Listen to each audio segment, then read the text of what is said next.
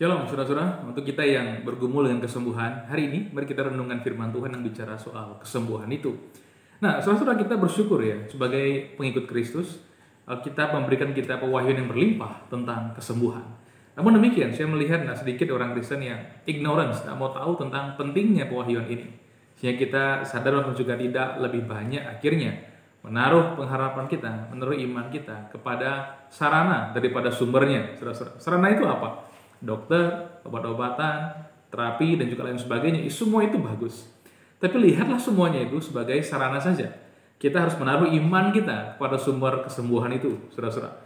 Nah, siapakah sumber kesembuhan kita? Sumber kesembuhan kita sebenarnya Tuhan sendiri. Lihatlah tubuh kita.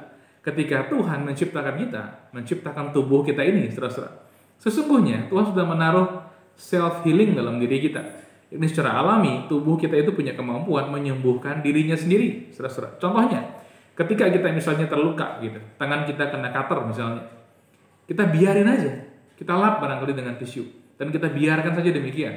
Maka tangan kita akan menyembuhkan dirinya sendiri, saudara-saudara. Memang ada beberapa treatment gitu ya, beberapa orang, kasih aja perban, kasih aja obat merah misalnya. Tapi ingatlah, sebenarnya yang membuat kita sembuh itu adalah sistem yang sudah Tuhan taruh di dalam diri kita, saudara-saudara. Bahkan ya, contoh yang lebih ekstrim misalnya, ketika ada orang yang patah tulang, dokter itu hanya memposisikan kembali tulang kita di tempat yang tepat, saudara-saudara. Entah ada yang di gips, entah ada yang diberikan pen dan lain sebagainya. Dokter hanya menaruh, memposisikan dia di tempat yang seharusnya. Tapi yang memberikan berkat kesembuhan sebenarnya Tuhan itu sendiri. Tuhan yang menciptakan kita sudah menaruh kuasa kesembuhan itu. Karena saudara-saudara, Tuhan tahu kita membutuhkannya. Dan puji Tuhan, ya, semua itu berjalan dan sampai saat ini kita tentu bisa nikmati. Nah, dokter sendiri hanya sebenarnya bertindak sebagai pribadi yang menaruh tubuh kita atau memposisikan sesuatu yang lemah dalam diri kita di posisi yang seharusnya. Dan kesembuhan berjalan dengan sendirinya, seperti yang Tuhan sudah taruh, letakkan dalam tubuh kita. Nah, saudara-saudara, itu kesembuhan alami. Namun ada juga dalam Alkitab yang disebut sebagai kesembuhan supranatural, saudara-saudara, yakni kesembuhan yang melampaui alam natural ini. Nah, saudara-saudara, di manakah sumber berkat kesembuhan yang supranatural itu? Sebenarnya sumbernya adalah dari bilur-bilur Yesus, saudara-saudara. Kita barangkali sering ya, sejak kita ikut Tuhan Yesus sampai hari ini, ikut sakramen perjamuan kudus, ada roti dan juga ada anggur, saudara-saudara. Roti menggambarkan tubuh Yesus, anggur menggambarkan darah Yesus. Ya, itu semua benar. Roti dan anggur seringkali dicampurkan maknanya, dicampurkan artinya untuk pengampunan dosa kita. Itu memang benar, tapi kurang lengkap, saudara-saudara. Kalau kita bicara soal roti itu, roti yang tidak beragi itu, yang kita kenal sebagai hostia hari ini, saudara-saudara, ya, itu menggambarkan tubuh yang tidak berdosa. Tubuh Yesus Kristus, Allah yang menjadi manusia itu. Sehingga ketika tubuhnya dipecahkan, ada berkat kesembuhan yang mengalir ketika kita percaya kepada Kristus. Namun demikian, jikalau saudara-saudara kita tidak meletakkan iman kita dalam posisi yang tepat, maka berkat kesembuhan itu tetap tersembunyi di dalam roh kita saja. Nah, jadi bagaimana caranya? Caranya, saudara-saudara, saya akan bacakan dari sini, 1 Petrus 2:24, bagian B, yang berbunyi demikian. Oleh bilur-bilurnya kamu telah sembuh. Ya, oleh bilur-bilurnya kamu telah sembuh. Yesus berbilur itu kapan? Tentu ketika Yesus disiksa, saudara-saudara, ketika ia menanggung segala hukuman atas segala dosa kita. Tubuhnya dicambuk dengan cambuk yang bergerigi, dia juga dipukul dan lain sebagainya, sampai tidak kelihatan seperti manusia lagi, saudara-saudara. Begitu hancur tubuhnya. Tapi semua itu sebenarnya dalam rangka, yakni Tuhan menanggung hukuman atas segala dosa kita. Dia dihukum supaya kita dibebaskan. Ya, itu benar. Dia dihukum supaya kita tidak turut dihukum. Yes, itu benar. Tapi ada juga berkat yang lain. Oleh bilur-bilurnya kamu telah sembuh. Oleh luka-lukanya kamu telah sembuh. Nah, saudara-saudara, jadi posisi kita sebenarnya sekarang adalah lihatlah kesembuhan sebagai berkat yang sudah tersedia. Berkat yang sudah Tuhan karuniakan kepada kita dan itu ada, disediakan. Yang penting sekarang adalah kita mau mengaksesnya. Kita mau supaya berkat itu mengalir dalam diri kita, saudara-saudara. Mengapa demikian? Karena jikalau kita tidak mau, artinya kita tidak mau tahu, saudara-saudara. Bagi saya ini penting. Kenapa penting? Semasa kita di dunia ini ada potensi untuk sakit kan gitu. Tapi satu hal mesti kita pegang baik-baik, bahwa Tuhan Yesus menyediakan berkat kesembuhan bagi kita, dan Dia sudah mengerjakannya secara de jure, saudara-saudara. Secara hukum ilahi, Tuhan sudah mengerjakannya di kayu salib untuk kita. Dan yang penting bagi kita hari ini, bagi orang-orang percaya adalah kita memandangnya demikian, yakni bahwa berkat itu telah tersedia bagi kita, berkat itu telah ada sebenarnya. Yang penting kita tahu cara mengaksesnya. Yang pertama, cara mengaksesnya adalah aminkan bahwa berkat itu sudah tersedia. Oleh bilur-bilurnya kamu telah sembuh secara apa? De jure, saudara-saudara. Kemudian lihatlah kesembuhan bagian dari berkat penebusan yang kedua. Tuhan tidak hanya menyediakan kita berkat pengampunan dosa yang kekal, keselamatan yang kekal, tapi juga ada berkat kesembuhan, saudara-saudara. Adanya berkat kesembuhan sebenarnya secara tersirat menyatakan kita mungkin sakit, tetapi karena bilur-bilurnya kita menjadi sembuh.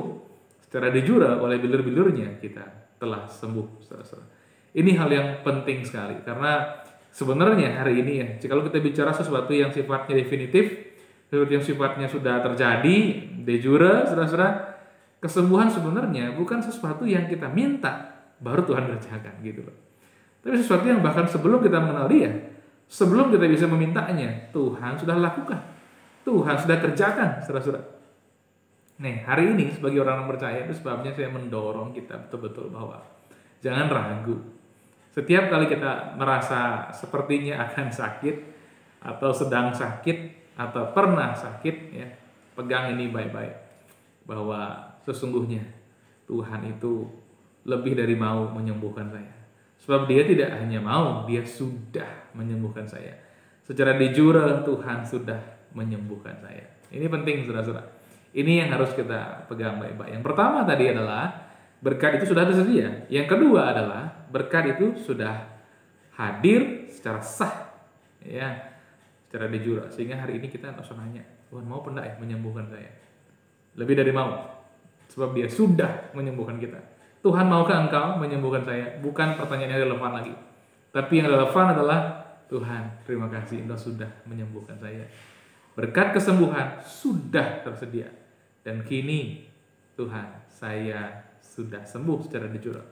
Dan barangkali yang ketiga, ini penting, bagaimana supaya berkat kesembuhan itu termanifestasi, menjadi kenyataan dalam diri kita. Saudara, berkat kesembuhan bisa terjadi seketika. Ketika kita minta, berdoa kepada Tuhan, Tuhan bisa mengerjakannya segera, kita kaget gitu ya. Tapi bisa juga berkat kesembuhan terjadi secara berangsur-angsur. Saudara, saya menyebutnya yang berangsur-angsurnya sebagai journey of healing. Ya, ini penting sekali.